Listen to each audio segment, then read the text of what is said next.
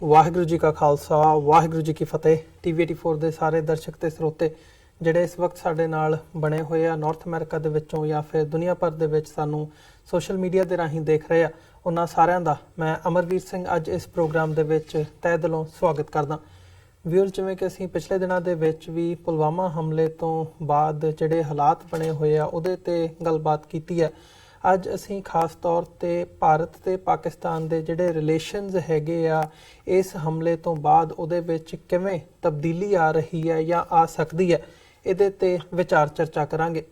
ਜਿਵੇਂ ਅਸੀਂ ਪਿਛਲਾ ਸਾਰਾ ਜਿਹੜਾ ਹਫਤਾ ਹੈਗਾ ਇਹਦੇ ਵਿੱਚ ਦੇਖਿਆ ਕਿ ਭਾਰਤ ਵੱਲੋਂ ਕਿਵੇਂ ਪਹਿਲਾਂ ਜਿਹੜੀ ਵਾਰ ਦੇ ਲਈ ਇੱਕ ਹਿਸਟੀਰੀਆ ਵੀ ਮੀਡੀਆ ਦੇ ਵਿੱਚ ਕ੍ਰੀਏਟ ਹੋਇਆ ਕਿ ਜੰਗ ਦੀ ਜਿਹੜੀ ਗੱਲ ਹੈਗੀ ਆ ਉਹ ਪਾਕਿਸਤਾਨ ਦੇ ਨਾਲ ਕਰਨ ਦੀ ਇੱਕ ਮੰਗ ਮੀਡੀਆ ਦੇ ਵਿੱਚ ਵੀ ਤੇ ਆਮ ਲੋਕਾਂ ਦੇ ਵਿੱਚ ਵੀ ਦੇਖਣ ਨੂੰ ਮਿਲੀ। ਫਿਰ ਬਾਅਦ ਦੇ ਵਿੱਚ ਵਾਟਰ ਨੂੰ ਐਜ਼ ਅ ਵੈਪਨ ਯੂਜ਼ ਕਰਨ ਦੀ ਜਿਹੜੀ ਗੱਲ ਹੈਗੀ ਹੈ, ਇੰਡਸ ਵਾਟਰ ਟ੍ਰੀਟੀ ਸਕ੍ਰੈਪ ਕਰਨ ਦੀ ਲਾਈਨ, ਤੇ ਫਿਰ ਕਿ ਅਸੀਂ ਦਰਿਆਵਾਂ ਦਾ ਜਿਹੜਾ ਰੁੱਖ ਹੈਗਾ ਉਹਨੂੰ ਮੋੜ ਦਿਆਂਗੇ, ਇਹ ਗੱਲ ਹੈਗੀ ਹੈ।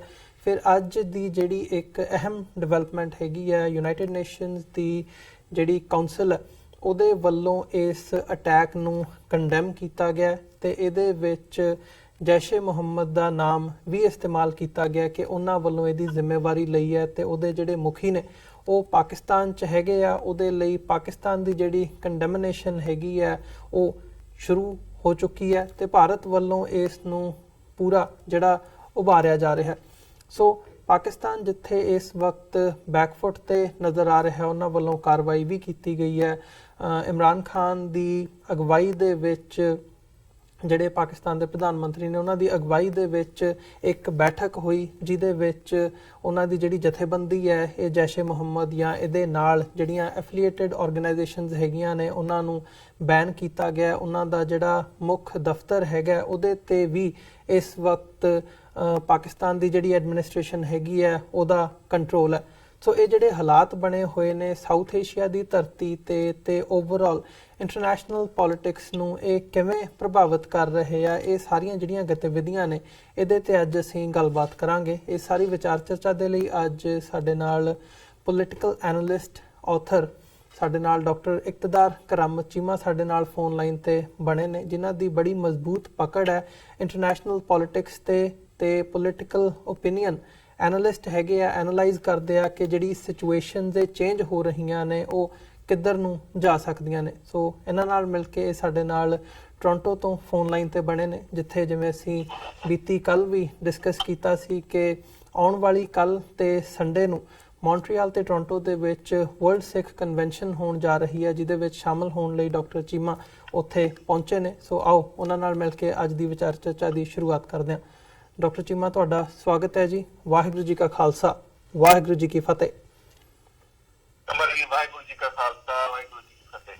ਡਾਕਟਰ ਚੀਮਾ, ਸ਼ੁਰੂਆਤ ਮੈਂ ਕਰਨਾ ਚਾਹੂੰਗਾ ਥੋੜਾ ਜਿਹਾ ਕਿ ਜਿਹੜਾ ਪੁਲਵਾਮਾ ਹਮਲਾ ਹੋਇਆ ਇਹਦੇ ਬਿਹਾਈਂਡ ਤੁਸੀਂ ਕੀ ਦੇਖਦੇ ਹੋ? ਕੁਝ ਚੀਜ਼ਾਂ ਹੁੰਦੀਆਂ ਨੇ ਜਿਹੜੀਆਂ ਖਬਰਾਂ ਦੇ ਵਿੱਚ ਆਉਂਦੀਆਂ ਨੇ, ਪਰ ਜਿਵੇਂ ਜੈਸ਼ ਏ ਮੁਹੰਮਦ ਵੱਲੋਂ ਜ਼ਿੰਮੇਵਾਰੀ ਲਈ ਗਈ, ਉਹਦੇ ਲਈ ਭਾਰਤ ਵੱਲੋਂ ਪਾਕਿਸਤਾਨ ਨੂੰ ਡਾਇਰੈਕਟਲੀ ਬਲੇਮ ਕੀਤਾ ਗਿਆ ਕਿ ਪਾਕਿਸਤਾਨ ਦੀ ISI ਤੇ ਆਰਮੀ ਦਾ ਇਸ ਅਟੈਕ ਦੇ ਵਿੱਚ ਹੱਥ ਹੈ। ਉੱਥੇ ਜਦੋਂ ਅਸੀਂ ਦੂਜਾ ਪੱਖ ਦੇਖਦੇ ਹਾਂ, ਪਾਕਿਸਤਾਨ ਨੂੰ ਕਿਤੇ ਵੀ ਸੂਟ ਨਹੀਂ ਕਰਦਾ ਕਿ ਜਿਵੇਂ ਸਾਊਦੀ ਅਰਬ ਦੇ ਜਿਹੜੇ ਪ੍ਰਿੰਸ ਹੈਗੇ ਆ ਉਹਨਾਂ ਦਾ ਆਉਣਾ, ਜਾਂ ਓਵਰਆਲ ਜਿਵੇਂ ਇਕਨੋਮਿਕਲ ਹਾਲਾਤ ਹੈਗੇ ਆ ਪਾਕਿਸਤਾਨ ਦੇ, ਕਿ ਉਹ ਇੱਦਾਂ ਦਾ ਕੋਈ ਵੀ ਕਦਮ ਚੁੱਕਣ। ਤੇ ਇਹ ਵੀ ਥਿਓਰੀਜ਼ ਨੇ ਕਿ ਭਾਰਤ ਵੱਲੋਂ ਜਿਵੇਂ ਪਹਿਲਾਂ ਵੀ ਇੱਦਾਂ ਦੇ ਜਿਹੜੇ ਹਮਲੇ ਹੈਗੇ ਆ ਉਹ ਆਪਣੇ ਆਪ ਤੇ ਕਰਕੇ ਜਾਂ ਕਹਿ ਲਓ ਇੱਦਾਂ ਦੇ ਜਿਹੜੇ ਅਟੈਕਸ ਹੈਗੇ ਆ ਉਹ ਕਰਵਾਏ ਜਾਂਦੇ ਰਹੇ ਆ, ਏਜੰਸੀਜ਼ ਦਾ ਕੰਮ ਹੁੰਦਾ, ਇਨਸਾਈਡ ਜੌਬ ਜਿਹਨੂੰ ਅਸੀਂ ਕਹਿ ਦਿੰਦੇ ਹਾਂ। ਸੋ ਇਹ ਸਾਰੇ ਪਾਰਟ ਦੇ ਬਿਹਾਈਂਡ ਤੁਸੀਂ ਕੀ ਦੇਖਦੇ ਹੋ ਕਿ ਇਹ ਹਮਲਾ ਕਿੱਥੋਂ ਓਰੀਜਿਨੇਟ ਹੋਇਆ, ਇਹਦਾ ਬੈਨੀਫਿਟ ਕਿਹਨੂੰ ਹੋਇਆ, ਇਹਦਾ ਨੁਕਸਾਨ ਕਿਹਨੂੰ ਹੋ ਰਿਹਾ ਹੈ, ਤੇ ਇਹਦੇ ਬਿਹਾਈਂਡ ਕੌਣ ਹੋ ਸਕਦਾ ਹੈ? ਪਹਿਲਾਂ ਤਾਂ ਮੇਰਾ ਸਵਾਲ ਤੁਹਾਡੇ ਕੋਲੋਂ ਇਹ ਹੈ। ਅਮਰਵੀਰ, ਜੇ ਤੁਹਾਨੂੰ ਯਾਦ ਹੋਵੇ ਕੋਈ ਅੱਜ ਤੋਂ 1 ਮਹੀਨਾ ਜਾਂ ਸਵਾ ਮਹੀਨਾ ਪਹਿਲਾਂ ਮੇਰਾ ਇੱਕ ਇੰਟਰਵਿਊ ਕੀਤਾ ਸੀਗਾ ਕਰਤਾਰਪੁਰ ਸਾਹਿਬ ਦੇ ਲਾਂਘੇ ਬਾਰੇ ਜੀ। ਅਗਰ ਜਿਨ੍ਹਾਂ ਲੋਕਾਂ ਨੇ ਮੇਰਾ ਇੰਟਰਵਿਊ ਸੁਣਿਆ ਟੀਵੀ 84 ਤੇ ਤੁਹਾਨੂੰ ਯਾਦ ਹੋਵੇਗਾ ਮੈਂ ਉਸ ਵੇਲੇ ਵੀ ਕਿਹਾ ਸੀ ਮੈਨੂੰ ਮੇਰੇ ਮਨ 'ਚ ਸ਼ੰਕਾ ਵਾ ਕਿ ਆਉਣ ਵਾਲੇ ਸਮੇਂ 'ਚ ਭਾਰਤੀ ਸਰਕਾਰ ਕੋਈ ਨਾ ਕੋਈ ਇਸ ਤਰ੍ਹਾਂ ਦਾ ਕੰਮ ਕਰਾ ਸਕਦੀ ਆ ਜਿਸ ਨਾਲ ਭਾਰਤ ਤੇ ਪਾਕਿਸਤਾਨ ਦੇ ਜਿਹੜੇ ਸੰਬੰਧ ਆ ਉਹ ਖਰਾਬ ਹੋ ਜਾਣਗੇ। ਉਸੇ ਹੀ ਇੰਟਰਵਿਊ 'ਚ ਮੈਂ ਤੁਹਾਨੂੰ ਇਹ ਵੀ ਕਿਹਾ ਸੀ ਕਿਉਂਕਿ ਭਾਰਤ ਦੇ ਵਿੱਚ ਜਿਹੜੀ ਇਸ ਵੇਲੇ ਸਰਕਾਰ ਹੈ, ਮੋਦੀ ਸਰਕਾਰ ਬੁਰੀ ਤਰ੍ਹਾਂ ਨਾਕਾਮ ਹੋ ਗਈ ਆ, ਫੇਲ ਹੋ ਗਈ ਆ। ਜਿਹੜੇ ਭਾਰਤ ਦੇ ਇਕਨੋਮਿਕ ਇਸ਼ੂਜ਼ ਹੈ ਉਹਨਾਂ ਨੂੰ ਰਿਜ਼ੋਲਵ ਕਰਨ 'ਚ ਭਾਰਤ ਬਹੁਤ ਪਿੱਛੇ ਗਿਆ ਹੈ ਮੋਦੀ ਸਰਕਾਰ ਦੇ ਤੇ ਬੀਜੇਪੀ ਦੀ ਸਰਕਾਰ ਦੇ ਦੌਰ 'ਚ। ਔਰ ਉਹਦੇ ਕੋਲ ਹੁਣ ਕੋਈ ਐਸਾ ਵਿਸ਼ਾ ਨਹੀਂ ਜਿਹਦੇ ਉੱਤੇ ਉਹਨਾਂ ਨੇ ਸਿਆਸਤ ਕਰਕੇ ਅਗਲੇ ਇਲੈਕਸ਼ਨ ਜਿੱਤਣੇ ਆ। ਔਰ ਇਹ ਵੀ ਬੜੇ ਦੁੱਖ ਦੀ ਗੱਲ ਹੈ, ਮੈਂ ਕਈ ਵਾਰੀ ਪਿਛਲੇ ਇੰਟਰਵਿਊਆਂ 'ਚ ਕਹਿ ਚੁੱਕਿਆ ਕਿ ਪਾਕਿਸਤਾਨ ਦੀ ਆਵਾਮ ਨੂੰ ਕੋਈ ਭਾਰਤ ਫੋਬੀਆ ਜਾਂ ਵਾਰ ਹਿਸਟੀਰੀਆ ਨਹੀਂ ਹੈਗਾ। ਪਾਕਿਸਤਾਨ 'ਚ ਕੋਈ ਪਾਰਟੀ ਭਾਰਤ ਵਿਰੋਧੀ ਨਾਅਰੇ ਨਹੀਂ ਲਾਉਂਦੀ ਤੇ ਭਾਰਤ ਨੂੰ ਨਸ਼ਟ ਕਰਨ ਦੇ ਨਾਂ ਦੇ ਉੱਤੇ ਵੋਟ ਨਹੀਂ ਮੰਗਦੀ ਤੇ ਨਾ ਹੀ ਉੱਥੇ ਦੀਆਂ ਘੱਟ ਗਿਣਤੀਆਂ ਨੇ ਉਹਨਾਂ ਦਾ ਘਾਣ ਕਰਕੇ ਵੋਟ ਲੈਂਦੀ ਹੈ। ਜਦਕਿ ਭਾਰਤ ਦੀ ਜਿਹੜਾ ਇਤਿਹਾਸ ਹੈ ਉਸ ਭਾਵੇਂ ਕਾਂਗਰਸ ਪਾਰਟੀ ਹੋਵੇ ਉਹ ਵੀ ਘੱਟ ਗਿਣਤੀਆਂ ਦਾ ਘਾਣ ਕਰਕੇ ਹਮੇਸ਼ਾ ਹਿੰਦੂ ਕਾਰਡ ਪਲੇ ਕਰਕੇ ਲੈਣ ਦੀ ਕੋਸ਼ਿਸ਼ ਕਰਦੀ ਹੈ। ਔਰ ਇਸੇ ਤਰ੍ਹਾਂ ਨਾਲ ਜਿਹੜੀ ਬੀਜੇਪੀ ਸਰਕਾਰ ਹੈ ਉਹ ਤੇ ਹਮੇਸ਼ਾ ਵਾਰ ਹਿਸਟੀਰੀਆ ਨੂੰ ਘੱਟ ਗਿਣਤੀਆਂ ਦੇ ਪ੍ਰਤੀ ਨਫ਼ਰਤ ਨੂੰ ਫੈਲਾ ਕੇ ਵੋਟ ਲੈਂਦੀ, ਕਿਉਂਕਿ ਮੋਦੀ ਸਰਕਾਰ ਇੰਟਰਨਲੀ ਬੁਰੀ ਤਰ੍ਹਾਂ ਫੇਲ ਹੋਈ ਹੈ ਆਪਣੇ ਪੂਰੇ ਦੌਰ। ਔਰ ਉਹਦੇ ਜਿੰਨੀਆਂ ਇੱਕ ਮੀਡੀਆ ਕੈਂਪੇਨ ਜਿਹੜੀਆਂ ਲੋਕਾਂ ਨੂੰ ਵਿਖਾਉਂਦੀਆਂ ਰਹੀਆਂ ਕਿ ਭਾਰਤ ਬਹੁਤ ਸਕਸੈਸਫੁਲ ਜਾ ਰਿਹਾ ਹੈ, ਮੇਕ ਇਨ ਇੰਡੀਆ ਦੇ ਨਾਅਰੇ, ਉਹ ਸਾਰੇ ਨਾਕਾਮ ਹੋ ਗਏ ਨੇ। ਉਹਨਾਂ ਕੋਲ ਕੋਈ ਐਸਾ ਨਹੀਂ ਜਿਹੜੀ ਲੈ ਕੇ ਉਹਨਾਂ ਨੇ ਆਪਣੀ ਅਚੀਵਮੈਂਟ ਦੇ ਤੌਰ ਤੇ ਮੋਦੀ ਸਰਕਾਰ ਨੇ ਲੈ ਕੇ ਭਾਰਤੀ ਆਵਾਮ ਦੇ ਸਾਹਮਣੇ ਜਾਣਾ ਹੋਵੇ। ਉਹਨਾਂ ਕੋਲ ਇਹੀ ਇੱਕ ਆਖਰੀ ਹਰਬਾ ਬਚਦਾ ਹੈ ਕਿ ਵਾਰ ਹਿਸਟੀਰੀਆ ਨੂੰ, ਪਾਕਿਸਤਾਨ ਪ੍ਰਤੀ ਨਫ਼ਰਤ ਨੂੰ, ਮਾਈਨੋਰਟੀਜ਼ ਪ੍ਰਤੀ ਨਫ਼ਰਤ ਨੂੰ ਲੈ ਕੇ ਲੋਕਾਂ ਕੋਲ ਜਾਣ। ਔਰ ਜਿਹੜਾ ਹਿੰਦੂ ਵੋਟਰ ਹੈ, ਜਿਹੜਾ ਇੱਕ ਸਧਾਰਨ ਹਿੰਦੂ ਵੋਟਰ ਹੈ ਜਿਹੜਾ ਮੁਸਲਮਾਨਾਂ ਨਾਲ ਵੀ ਨਫ਼ਰਤ ਕਰਦਾ ਹੈ ਔਰ ਪਾਕਿਸਤਾਨ ਪ੍ਰਤੀ ਵੀ ਨਫ਼ਰਤ ਰੱਖਦਾ ਹੈ, ਉਹਨੂੰ ਉਹ ਕਾਰਡ ਖੇਡ ਕੇ ਦੁਬਾਰਾ ਉਹ ਜਿਹੜਾ ਹੈ ਉਹ ਦੁਬਾਰਾ ਇਲੈਕਸ਼ਨ ਜਿੱਤਣ। ਸੋ ਇਹਦਾ ਮੈਂ ਪਹਿਲੇ ਵੀ ਕਈ ਇੰਟਰਵਿਊ 'ਚ ਕਹਿ ਚੁੱਕਿਆ, ਮੈਂ ਐਂਟੀਸਪੇਟ ਕਰਦਾ ਸੀ ਕਿ ਇਲੈਕਸ਼ਨ ਦੇ ਨੇੜੇ ਭਾਰਤ ਸਰਕਾਰ ਇਸ ਤਰ੍ਹਾਂ ਦਾ ਕੋਈ ਨਾ ਕੋਈ ਕੰਮ ਕਰਵਾਏਗੀ। ਪਰ ਤੁਸੀਂ ਜੇ ਇਸ ਅਟੈਕ ਦਾ ਲੈਵਲ ਵੇਖੋ, ਅੱਜ ਭਾਰਤ ਬਹੁਤ ਰੋਂਦਾ ਹੈ, ਠੀਕ ਹੈ, ਇਨਸਾਨੀ ਜਾਨ ਕੀਮਤੀ ਹੈ, ਕਿਸੇ ਦੀ ਵੀ ਜਾਏ ਸਾਨੂੰ ਦੁੱਖ ਹੁੰਦਾ ਹੈ। ਟੈਰਰਿਸਟ ਐਕਟੀਵਿਟੀ ਨੂੰ ਇੰਡੋਰਸ ਨਹੀਂ ਕਰਦੇ, ਪਰ ਭਾਰਤ ਨੇ ਕੰਸਿਸਟੈਂਟਲੀ ਸਟੇਟ ਟੈਰਰਿਜ਼ਮ ਵਰਤਿਆ ਹੈ ਕਸ਼ਮੀਰੀਆਂ ਦੇ ਪ੍ਰਤੀ ਔਰ ਸਿੱਖ ਕੌਮ ਦੇ ਪ੍ਰਤੀ। ਉਸ ਟੈਰਰਿਜ਼ਮ ਦੀ ਤਾਂ ਕੋਈ ਗੱਲ ਨਹੀਂ ਕਰਦਾ। ਤੁਸੀਂ ਇਹ ਦੇਖੋ ਕਿ ਇਹ ਭਾਰਤੀ ਸਰਕਾਰ ਇੰਨੀ ਸ਼ਾਤਰ ਹੈ ਕਿ ਇਹ ਹਮੇਸ਼ਾ ਜਿਹੜੀ ਵਿਕਟਮ ਕੌਮ ਹੁੰਦੀ ਹੈ ਉਹਨੂੰ ਇਹ ਓਪਰੈਸਰ ਬਣਾਉਂਦੇ ਹਨ ਔਰ ਉਹਨੂੰ ਟੈਰਰਿਸਟ ਦਾ ਇੱਕ ਉਹਨਾਂ ਦੇ ਉੱਤੇ ਲੇਬਲ ਲਾ ਦਿੰਦੇ ਨੇ। ਜਿਸ ਤਰ੍ਹਾਂ ਸਿੱਖ ਕੌਮ ਦਾ ਘੱਲੂਘਾਰਾ ਹੋਇਆ 84 ਤੋਂ 94 ਤੱਕ, ਇੰਨਾ ਵੱਡਾ ਸਿੱਖ ਕੌਮ ਦਾ ਦੁਖਾਂਤ ਹੈ, ਪਰ ਅਖੀਰ ਤੇ ਇੱਕ ਪ੍ਰੋਪੇਗੈਂਡਾ ਕਰਕੇ ਸਿੱਖ ਕੌਮ ਦੇ ਮੱਥੇ ਤੇ ਨਾ ਸਿਰਫ ਭਾਰਤ ਦੇ ਵਿੱਚ, ਭਾਰਤ ਦੇ ਬਾਹਰ ਵੀ ਜਿੱਥੇ ਕੈਨੇਡਾ, ਜਿੱਥੇ ਸਿੱਖਾਂ ਦੀ ਇੱਕ ਬਹੁਤ ਭਾਰੀ ਸੰਖਿਆ ਹੈ, ਉੱਥੇ ਇੰਡੀਆ ਦੀ ਬੌਂਬਿੰਗ ਜਿਹੜੀ ਅੱਜ ਤੱਕ ਸਾਬਤ ਨਹੀਂ ਹੋ ਸਕਿਆ ਵੀ ਉਹਦੇ ਸਿੱਖ ਇਨਵੋਲਵ ਸੀਗੇ, ਉਹਨਾਂ ਦੇ ਉੱਤੇ ਟੈਰਰਿਸਟ ਦਾ ਲੇਬਲ ਮਾਰ ਦਿੱਤਾ। ਅਗਰ ਤੁਸੀਂ ਕਿਤਾਬ ਪੜ੍ਹੀ ਹੋਵੇ ਮੈਡਲਿਨ ਔਰ ਬ੍ਰਾਈਟ ਦੀ, ਜਿਹੜੀ India the secretary of state ਹੈ, ਉਹਦੀ ਕਿਤਾਬ ਹੈਗੀ ਹੈ ਮਾਈਟੀ, ਆਲ ਮਾਈਟੀ। ਉਹ ਚ ਉਹਨੇ ਲਿਖਿਆ ਵੀ ਜਦ ਕਲਿੰਟਨ ਨੇ ਭਾਰਤ ਦਾ ਦੌਰਾ ਕਰਨਾ ਸੀ ਤੇ ਉਸ ਸਮੇਂ ਭਾਰਤ ਦੇ ਵਿੱਚ ਛੱਟੀ ਸਿੰਘਪੁਰਾ ਦੇ ਵਿੱਚ ਸਿੱਖਾਂ ਦਾ ਕਤਲੇਆਮ ਕਰਾਇਆ ਗਿਆ ਇੰਡੀਆ ਦੀ ਏਜੰਸੀਆਂ ਰਾਹੀਂ। ਔਰ ਉਹਦਾ ਇਲਜ਼ਾਮ ਜਿਹੜੇ ਕਸ਼ਮੀਰੀ ਉਸ ਵਕਤ ਦੇ ਸੀਗੇ ਹੁਰੀਅਤ ਪਸੰਦ, ਉਹਨਾਂ ਤੇ ਲਾਇਆ ਗਿਆ ਤਾਂ ਕਿ ਉਹਨਾਂ ਦੀ ਬਦਨਾਮੀ ਹੋਵੇ, ਭਾਰਤ ਉਹਨਾਂ ਨੂੰ ਭੰਡੇ ਔਰ ਉਹਨਾਂ ਦੀ ਜਿਹੜੀ ਆਜ਼ਾਦੀ ਤਹਿਰੀਕ ਹੈ ਉਹਨੂੰ ਭੰਡੇ ਔਰ ਪਾਕਿਸਤਾਨ ਨੂੰ ਕਰੇ।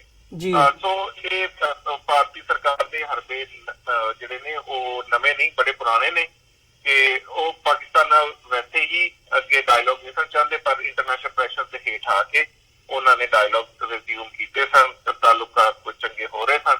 ਪਰ ਕਿਉਂਕਿ ਮੋਦੀ ਸਰਕਾਰ ਇੰਟਰਨਲੀ ਫੇਲ ਹੋਈ ਹੈ, ਉਹਦੇ ਕੋਲ ਇਲੈਕਸ਼ਨ ਦੇ ਵਿੱਚ ਕੋਈ ਨਵਾਂ ਨਾਰਾ ਸਵਾਏ ਪਾਕਿਸਤਾਨੀ ਦੀ ਦੁਸ਼ਮਣੀ ਦੇ, ਸੋ ਕਾਲਡ ਸਰਜੀਕਲ ਸਟ੍ਰਾਈਕ ਦੇ, ਅਟੈਕ ਕਰਨ ਦੇ, ਪਾਕਿਸਤਾਨ ਤੇ ਬਦਲਾ ਲੈਣ ਦੇ, ਹੋਰ ਕੁਛ ਨਹੀਂ। ਉਹਦੇ ਖੋਖਲੇ ਨਾਰੇ ਨੇ ਔਰ ਇਹਨਾਂ ਦੇ ਵਿੱਚੋਂ ਨਾ ਭਾਰਤੀ ਆਵਾਮ ਨੂੰ, ਔਰ ਉਹ ਲੋਕ ਮੈਂ ਜਿਹੜੇ ਸਰੋਤੇ ਕੋਈ ਸੁਣਦੇ ਆ ਜਾਂ ਜਿਹੜੀ ਹਿੰਦੂ ਹੀ ਫਨੈਟਿਕ ਹਿੰਦੂਇਜ਼ਮ ਨੂੰ ਫੋਲੋ ਕਰਦੇ ਆ, ਘੱਟ ਗਿਣਤੀ ਦਾ ਘਾਣ ਕਰਨਾ ਚਾਹੁੰਦੇ ਆ, ਉਹਨਾਂ ਨੂੰ ਵੀ ਸੋਚਣਾ ਚਾਹੀਦਾ ਵੀ ਉਹਦੇ ਨਾਲ ਨਾ ਤਾਂ ਭਾਰਤ ਦਾ ਕੋਈ ਲਾਭ ਆ ਨਾ ਕਿਸੇ ਹੋਰ ਦਾ। ਸੋ ਇਹਦੇ ਵਿੱਚ ਕਿਸੇ ਨੂੰ ਨੁਕਸਾਨ ਨਹੀਂ ਹੋਣਾ, ਇੰਡੀਆ ਨੂੰ ਹੀ ਨੁਕਸਾਨ ਹੈ, ਕਿਉਂਕਿ ਮੋਦੀ ਸਰਕਾਰ ਨੇ ਇੰਡੀਆ ਦਾ ਇਮੇਜ ਪੂਰੀ ਦੁਨੀਆ 'ਚ ਬਹੁਤ ਹੀ ਗੰਦਾ ਕੀਤਾ ਹੈ, ਵੀਕ ਕੀਤਾ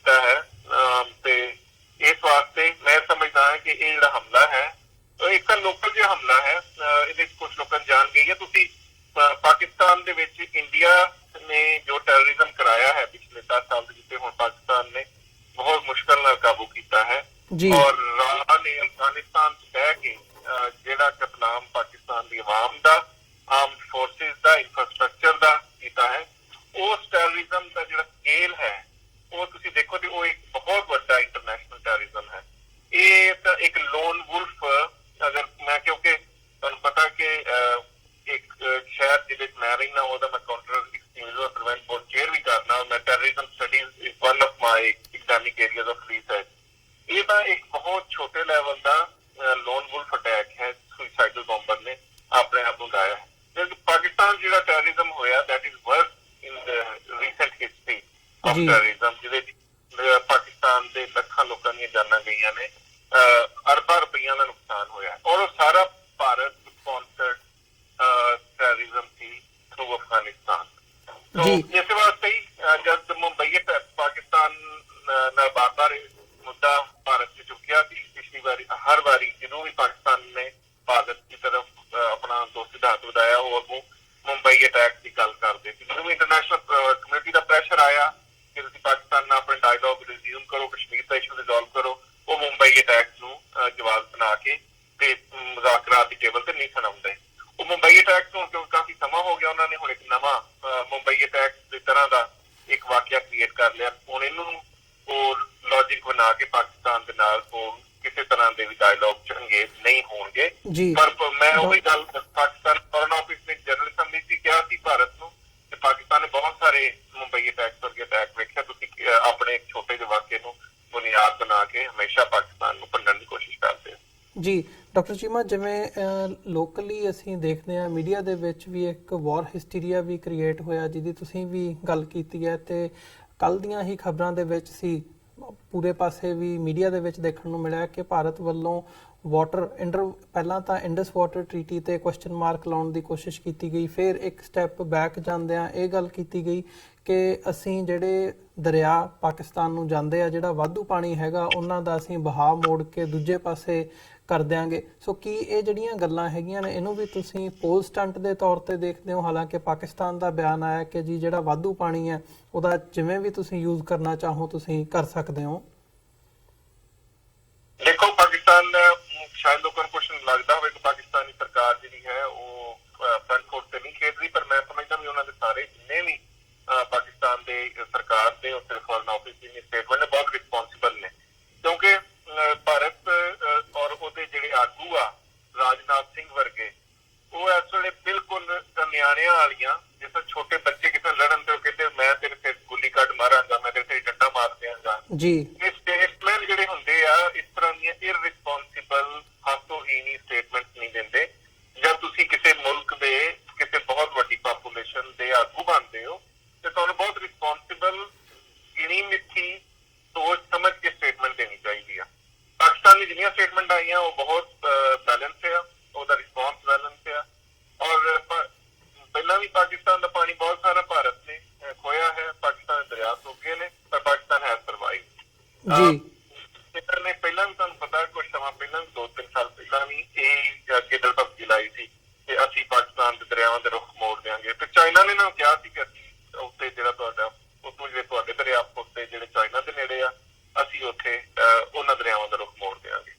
ਸੋ ਭਾਰਤ ਜਿਹੜਾ ਹੈ ਉਹ ਖਿੱਤੇ 'ਚ ਕਨਫਰੰਟੇਸ਼ਨ ਵਧਾ ਰਿਹਾ। ਇਸ ਵੇਲੇ ਸਾਊਥ ਏਸ਼ੀਆ ਬਹੁਤ ਸੈਂਸਿਟਿਵ ਰੀਜਨ ਹੈ, ਜਿਹਦੇ ਵਿੱਚ 3 ਵੱਡੀਆਂ ਐਟਮੀ ਤਾਕਤਾਂ ਜਿਨ੍ਹਾਂ ਕੋਲ ਨਿਊਕਲੀਅਰ ਵੈਪਨਸ ਨੇ, ਚਾਈਨਾ, ਇੰਡੀਆ, ਪਾਕਿਸਤਾਨ ਬੈਠੇ ਨੇ ਜੀ। ਉੱਥੇ ਸਿਰਫ ਆਪਣੀ ਸਿਆਸਤ ਚਮਕਾਉਣ ਲਈ, ਵੋਟ ਲੈਣ ਲਈ, ਫਿਰ ਤੋਂ ਇਲੈਕਸ਼ਨ ਕਰਾਉਣ ਲਈ ਵਾਰ ਸੀਰੀਆ ਨੂੰ ਜਿਹੜਾ ਫਰੋਗ ਦੇਣਾ ਉਹ ਠੀਕ ਨਹੀਂ, ਕਿਉਂਕਿ ਸਾਰਿਆਂ ਤਿੰਨਾਂ ਦੇ ਕੋਲ ਹੀ ਨਿਊਕਲੀਅਰ ਵੈਪਨਸ ਨੇ, ਔਰ ਜਦੋਂ ਨਿਊਕਲੀਅਰ ਵੈਪਨ ਜਾਂ ਨਿਊਕਲੀਅਰ ਕੈਪੇਬਿਲਿਟੀ ਕਿਸੇ ਸਟੇਟ ਕੋਲ ਆ ਜਾਓ, ਭਾਵੇਂ ਏਰੀਏ 'ਚ ਪਾਪੂਲੇਸ਼ਨ ਛੋਟੀ ਹੋਵੇ, ਉਹਦੀ ਕਪੈਸਿਟੀ ਜਿਹੜੀ ਡਿਸਟਰਕਸ਼ਨ ਦੀ ਹੈ ਉਹ ਸੇਮ ਹੀ ਹੁੰਦੀ ਹੈ ਜੀ। ਸੋ ਇਸ ਵਾਸਤੇ ਜਿਹੜਾ ਹੈ ਅਸੀਂ ਆਸ ਰੱਖਦੇ ਹਾਂ ਕਿ ਭਾਰਤ ਜਿਹੜੇ ਸਿਆਸਤਦਾਨ ਨੇ ਉਹ ਆਪਣੀ ਸਿਆਸਤ ਨੂੰ ਕਰਨ ਵਾਸਤੇ ਆਪਣਾ ਕੁਝ ਅੱਛਾ ਕੰਮ ਜਿਹੜਾ ਹੈ ਲੋਕਾਂ ਸਾਹਮਣੇ ਲਿਆਵਾਂਗੇ, ਨਾ ਕਿ ਪਾਕਿਸਤਾਨ ਦੁਸ਼ਮਣੀ ਨੂੰ, ਘੱਟ ਗਿਣਤੀਆਂ ਨੂੰ ਤੰਗ ਕਰਨ ਨੂੰ, ਜਾਂ ਕਸ਼ਮੀਰੀਆਂ ਦੀ ਜਿਹੜੀ ਹੱਕੇ ਖੁਦ ਇਰਾਦੀਅਤ ਉਹਨੂੰ ਦਬਾਉਣ ਨੂੰ, ਜਾਂ ਉਹਨੂੰ ਟੈਰਰਿਜ਼ਮ ਨਾਲ ਜੋੜਨ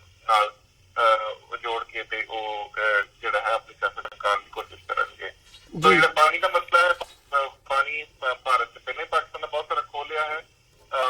ਪਾਕਿਸਤਾਨ ਦਾ ਮੇਜਰ ਜਿਹੜਾ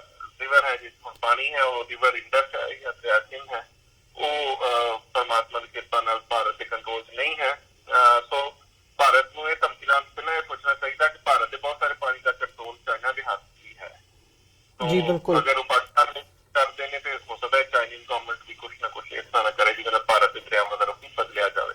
ਜੀ ਡਾਕਟਰ ਚੀਮਾ, ਜੇ ਲੇਟੈਸਟ ਡਿਵੈਲਪਮੈਂਟ ਵੱਲ ਆਈਏ, ਯੂਨਾਈਟਿਡ ਨੇਸ਼ਨਸ ਵੱਲੋਂ ਕੰਡੈਮ ਕੀਤਾ ਗਿਆ ਪੁਲਵਾਮਾ ਅਟੈਕ ਨੂੰ, ਕੰਡੈਮ ਕਰਨਾ ਬਣਦਾ ਵੀ ਹੈ, ਜਿਵੇਂ ਰਾਈਟਲੀ ਸੋ ਬਾਕੀ ਦੇਸ਼ਾਂ ਵੱਲੋਂ ਕੀਤਾ ਗਿਆ।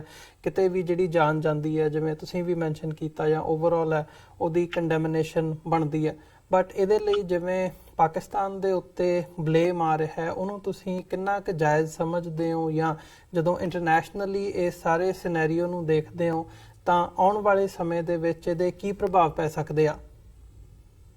ਦੇਖੋ, ਭਾਰਤ ਸਰਕਾਰ ਨੂੰ ਜਿਹੜੀ ਚੀਜ਼ ਹਜ਼ਮ ਨਹੀਂ ਹੋ ਰਹੀ ਉਹ ਹੈ ਕਿ ਪਾਕਿਸਤਾਨ ਉੱਤੇ ਜਿਹੜਾ ਭਾਰਤ ਨੇ 10 ਸਾਲ ਟੈਰਰਿਜ਼ਮ ਕੁੱਪੀ ਰੱਖਿਆ ਸੀ, ਉਹਨਾਂ ਦਾ ਖਿਆਲ ਸੀ ਕਿ ਪਾਕਿਸਤਾਨ ਗੋਡੇ ਟੇਕ ਦੇਗਾ, ਪਾਕਿਸਤਾਨ ਦੀ ਇਕਨੋਮੀ ਤਬਾਹ ਹੋ ਗਈ 10 ਸਾਲ ਚ।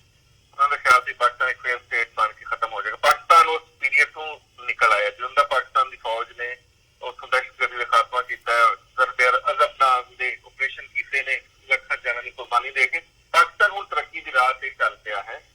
ਸੀਪੈਕ ਬਣਨ ਨਾਲ ਤੁਸੀਂ ਦੇਖਿਆ ਕਿ ਹੁਣ ਫੌਜੀ ਜਿਹੜਾ ਕਰਾਊਨ ਪ੍ਰਿੰਸ ਹੈ ਉਹਨਾਂ ਦਾ ਦੌਰਾ, ਉਸ ਤੋਂ ਪਹਿਲਾਂ ਦੁਬਈ ਦੇ ਕਰਾਊਨ ਪ੍ਰਿੰਸ ਦਾ ਦੌਰਾ, ਉਹਦੇ ਨਾਲ ਸਾਨੂੰ ਬੜਾ ਸਾਫ਼ ਦਿਖ ਰਿਹਾ ਸੀ। ਔਰ ਹਿਊਜ ਟ੍ਰਿਲੀਅਨ ਡਾਲਰ ਦੀ ਚਾਈਨੀਜ਼ ਇਨਵੈਸਟਮੈਂਟ, ਉਹਦਾ ਸਾਨੂੰ ਸਾਫ਼ ਦਿਖ ਰਿਹਾ ਹੈ ਕਿ ਪਾਕਿਸਤਾਨ ਹੁਣ ਇੱਕ ਇਕਨੋਮਿਕ ਪ੍ਰੋਸਪੈਰਿਟੀ ਵੱਲ ਵੱਧ ਰਿਹਾ ਹੈ। ਪਾਕਿਸਤਾਨ ਫਿਰ ਤੋਂ ਇੱਕ ਸਟਰੋਂਗ ਇਕਨੋਮੀ ਬਣਨ ਵਾਲਾ ਹੈ।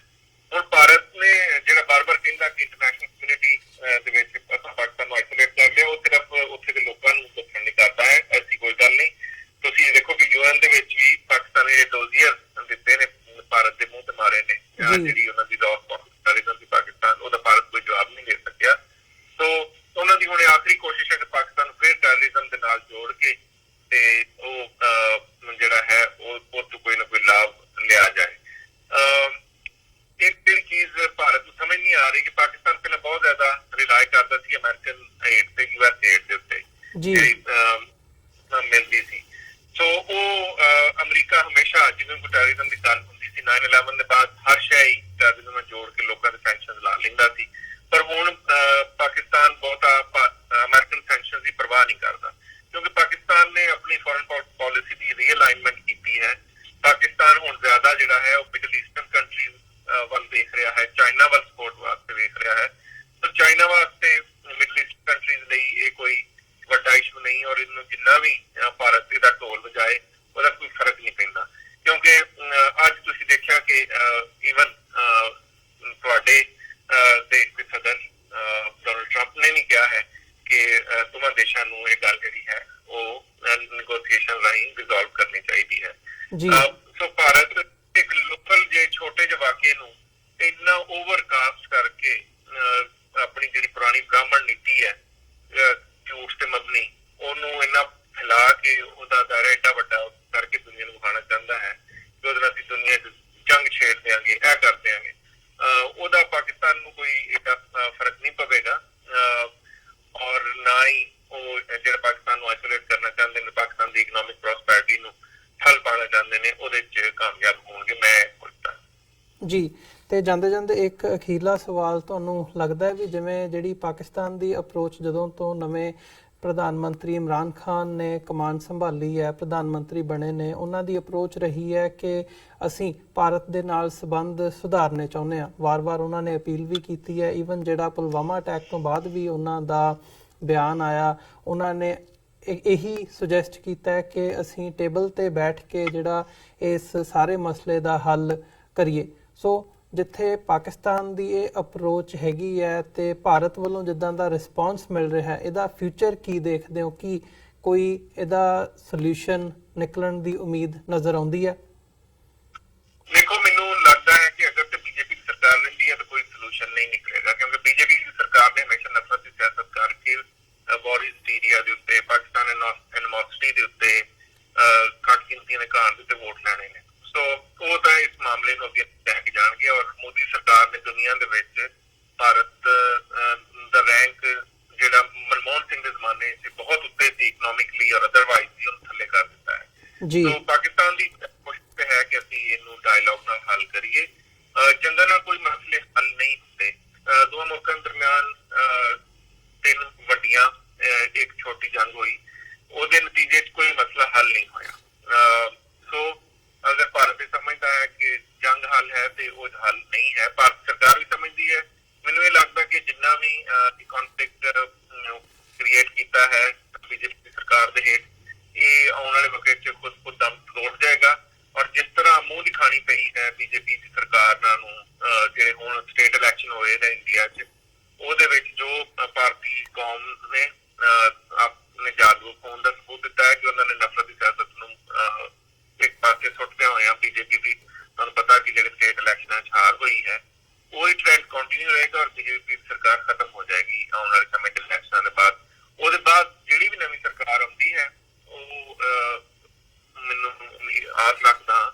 ਜੀ। ਇੱਕ ਮੀਨਿੰਗਫੁਲ ਡਾਇਲੌਗ 'ਚ ਅੰਗੇਜ ਕਰੇਗੀ। ਔਰ ਜੇ ਤੁਸੀਂ ਇਹ ਲਾ ਵੀ ਲਓ ਕਿ ਕਸ਼ਮੀਰ 'ਚ ਹੋਇਆ ਤੇ ਕਸ਼ਮੀਰ 'ਚ ਜਿਹੜਾ ਲੋਕਾਂ ਤੇ ਅਤਿਆਚਾਰ ਔਰ ਜ਼ੁਲਮ ਹੋਇਆ ਹੈ, ਜਿਹੜਾ ਸਟੇਟ ਟੈਰਰਿਜ਼ਮ ਹੈ, ਦੁਨੀਆ ਨੂੰ ਉਹ ਸਟੇਟ ਟੈਰਰਿਜ਼ਮ ਦੇ ਬਾਰੇ ਵੀ ਸੋਚਣਾ ਚਾਹੀਦਾ। ਯੂਨਾਈਟਡ ਨੇਸ਼ਨਸ ਦੀ ਜਿਹੜੀ ਰਿਪੋਰਟ ਆਈ ਹੈ ਕਸ਼ਮੀਰ ਦੇ ਉੱਤੇ, ਦੇਖੋ ਪੈਲਟ ਗਨਸ ਇਸਤੇਮਾਲ ਹੋਏ ਹਨ, ਛੋਟੇ ਛੋਟੇ ਬੱਚੇ ਅੰਨੇ ਕਰ ਦਿੱਤੇ ਗਏ ਨੇ। ਕਸ਼ਮੀਰੀ ਔਰ ਮੁਸਲਮਾਨ ਇਨ ਜਨਰਲ ਇਸ ਵੇਲੇ ਪੂਰੀ ਕਿਸੇ ਵੀ ਇੰਡੀਅਨ ਸਟੇਟ ਦੇ ਵਿੱਚ ਜਿਹੜੇ ਨੇ ਉਹ ਉਹਨਾਂ ਦੀ ਜ਼ਿੰਦਗੀ ਜਾਨ ਮਾਲ ਮਹਿਫੂਜ਼ ਨਹੀਂ। ਸੋ ਦੁਨੀਆ ਲੋਕਾਂ ਦੇ ਰਿਐਕਸ਼ਨ ਦੇ ਵਿੱਚ ਜਿਹੜੀ ਕੁਝ ਲੋਕ ਮੂਰਖਤਾ ਕਰਦੇ ਨੇ, ਜਿਹਨੂੰ ਅਸੀਂ ਕੰਡੈਮ ਨਹੀਂ ਕਰਦੇ ਹਾਂ, ਅਸੀਂ ਕਿਸੇ ਕਿਸਮ ਦੇ ਟੈਰਰਿਜ਼ਮ ਨੂੰ ਇੰਡੋਰਸ ਨਹੀਂ ਕਰਦੇ, ਉਹਨਾਂ ਦੇ ਬਾਰੇ ਭਾਰਤ ਬਹੁਤ ਰੌਲਾ ਪਾਉਂਦਾ ਹੈ। ਪਰ ਜਿਹੜਾ ਸਟੇਟ ਟੈਰਰਿਜ਼ਮ ਅੱਜ ਤੱਕ ਭਾਰਤ ਕਰਦਾ ਆਇਆ ਹੈ, ਜਿਹੜੇ ਅਤਿਆਚਾਰ ਕਸ਼ਮੀਰੀਆਂ ਤੇ ਭਾਰਤ ਨੇ ਤੋੜੇ ਹਨ, ਉਹਦੀ ਅਕਾਊਂਟੇਬਿਲਿਟੀ ਵੀ ਭਾਰਤ ਨੂੰ ਸੋਚਣੀ ਚਾਹੀਦੀ ਕਿ ਕਿਸ ਤਰ੍ਹਾਂ ਕਰੇਗਾ। ਔਰ ਜਿਹੜਾ 84 ਤੋਂ 94 ਤੱਕ ਸਿੱਖ ਨੌਜਵਾਨੀ ਦਾ ਕਾਂਡ ਹੋਇਆ ਹੈ, ਸਿੱਖ ਜੈਨੋਸਾਈਡ ਹੋਈ ਹੈ, ਉਹ ਅੱਜ ਤੱਕ ਲੋਕ ਇਨਸਾਫ ਮੰਗ ਰਹੇ ਨੇ, ਉਹ ਇਨਸਾਫ ਵੀ ਦੇਗਾ। ਭਾਰਤ ਨੇ ਕੀ ਸਮਝ ਲੈਣੀ ਚਾਹੀਦੀ ਹੈ ਕਿ ਜਿੰਨੀ ਦੇਰ ਉਹ ਆਊਟਸਟੈਂਡਿੰਗ ਇਸ਼ੂਜ਼, ਭਾਵੇਂ ਉਹ ਕਸ਼ਮੀਰ ਦਾ ਮਸਲਾ ਹੋਵੇ, ਭਾਵੇਂ ਉਹ ਨਾਰਥ ਈਸਟ ਦੇ ਵਿੱਚ 7 ਸਿਸਟਰ ਸਟੇਟ ਦੀ ਗੱਲ ਹੋਵੇ, ਭਾਵੇਂ ਖਾਲਿਸਤਾਨ ਹੋਵੇ, ਉਨੀ ਦੇਰ ਤੱਕ ਇਹ ਮਸਲੇ ਡੈਮੋਕ੍ਰੈਟਿਕ ਵੇ ਨਾਲ ਲੋਕਾਂ ਨੂੰ ਉਹਨਾਂ ਦਾ ਰਾਈਟ ਆਫ ਸੈਲਫ ਡਿਟਰਮੀਨੇਸ਼ਨ ਦੇ ਕੇ ਹੱਲ ਨਹੀਂ ਕਰਦਾ, ਇਸ ਖਿੱਤੇ 'ਚ ਅਮਨ ਨਹੀਂ ਆ ਸਕਦਾ। ਸੋ ਭਾਰਤ ਵਾਸਤੇ ਵੀ ਔਰ ਆਲੇ ਦੁਆਲੇ ਵਾਸਤੇ ਦੇਸ਼ਾਂ ਵਾਸਤੇ ਵੀ ਇਹ ਬਹੁਤ ਜ਼ਰੂਰੀ ਹੈ ਕਿ ਲੋਕਾਂ ਨੂੰ ਉਹਨਾਂ ਦੀ ਮਰਜ਼ੀ ਦੇ ਮੁਤਾਬਕ ਉਹਨਾਂ ਦੀ ਹਕੂਮਤਾਂ ਆਪਣੇ ਮੁਲਕ ਬਣਾਉਣ ਦੀ ਇਜਾਜ਼ਤ ਦਿੱਤੀ ਜਾਏ। ਮੈਂ ਤਾਂ ਬੜੀ ਵਾਰੀ ਕਹਿ ਚੁੱਕਿਆ ਕਿ ਸਾਊਥ ਏਸ਼ੀਆ 'ਚ ਪੀਸ ਤਾਂ ਹੀ ਆ ਸਕਦਾ ਹੈ ਜੇ ਭਾਰਤ ਤੇ ਪਾਕਿਸਤਾਨ ਦੇ ਦਰਮਿਆਨ ਬਫਰ ਸਟੇਟਾਂ ਖਾਲਿਸਤਾਨ, ਕਸ਼ਮੀਰ ਦੇ ਤੌਰ ਤੇ ਉੱਭਰਨ, ਤਾਂ ਕਿ ਇਹਨਾਂ ਦੇ ਬਾਰਡਰ ਹੀ ਅਲੱਗ ਹੋ ਜਾਣ ਔਰ ਜਿੰਨੇ ਬਾਰਡਰ ਡਿਸਪਿਊਟ ਨੇ ਸਾਰੇ ਰਿਜ਼ੋਲਵ ਹੋ ਜਾਣ। ਜੀ ਡਾਕਟਰ ਸਾਹਿਬ, ਤੁਹਾਡਾ ਬਹੁਤ ਬਹੁਤ ਧੰਨਵਾਦ, ਤੁਸੀਂ ਆਪਣਾ ਸਮਾਂ ਕੱਢਿਆ ਤੇ ਸਾਡੇ ਨਾਲ ਵਿਚਾਰਾਂ ਦੀ ਸਾਂਝ ਪਾਈ ਹੈ। ਸੋ ਅੱਜ ਦੇ ਸ਼ੋਅ ਦੇ ਵਿੱਚ ਇੱਥੇ ਤੁਹਾਡੇ ਕੋਲੋਂ ਇਜਾਜ਼ਤ ਚਾਹਾਂਗੇ ਜੀ। ਬਹੁਤ ਬਹੁਤ ਧੰਨਵਾਦ। ਫਤਿਹ ਦੀ ਸਾਂਝ ਪਾਈ ਅੰਤ ਦੇ ਵਿੱਚ। ਵਾਹਿਗੁਰੂ ਜੀ ਕਾ ਖਾਲਸਾ, ਵਾਹਿਗੁਰੂ ਜੀ ਕੀ ਫਤਿਹ ਜੀ। ਵਾਹਿਗੁਰੂ ਜੀ ਕਾ ਖਾਲਸਾ, ਵਾਹਿਗੁਰੂ ਜੀ ਕੀ ਫਤਿਹ। ਵਿਊਅਰਸ, ਉਮੀਦ ਕਰਦੇ ਹਾਂ ਕਿ ਜਿਹੜੀ ਅੱਜ ਦੀ ਸਾਡੀ ਇਹ ਗੱਲਬਾਤ ਸੀ ਡਾਕਟਰ ਇਕਤਦਾਰ ਕਰਾਮਤ ਚੀਮਾ ਹੋਰਾਂ ਦੇ ਨਾਲ ਤੁਹਾਨੂੰ ਜ਼ਰੂਰ ਪਸੰਦ ਆਈ ਹੋਵੇਗੀ। ਸੋ ਅੱਜ ਦੇ ਸ਼ੋਅ ਦੇ ਵਿੱਚ ਅਸੀਂ ਇੱਥੇ ਹੀ ਇਜਾਜ਼ਤ ਚਾਹਾਂਗੇ। ਦੁਬਾਰਾ ਫਿਰ ਅਗਲੇ ਹਫਤੇ ਸੋਮਵਾਰ ਨੂੰ ਤੁਹਾਡੇ ਨਾਲ ਮੁਲਾਕਾਤ ਹੋਵੇਗੀ। ਤਦ ਤੱਕ ਲਈ ਇਜਾਜ਼ਤ ਦਿਓ ਜੀ। ਵਾਹਿਗੁਰੂ ਜੀ ਕਾ ਖਾਲਸਾ, ਵਾਹਿਗੁਰੂ ਜੀ ਕੀ ਫਤਿਹ।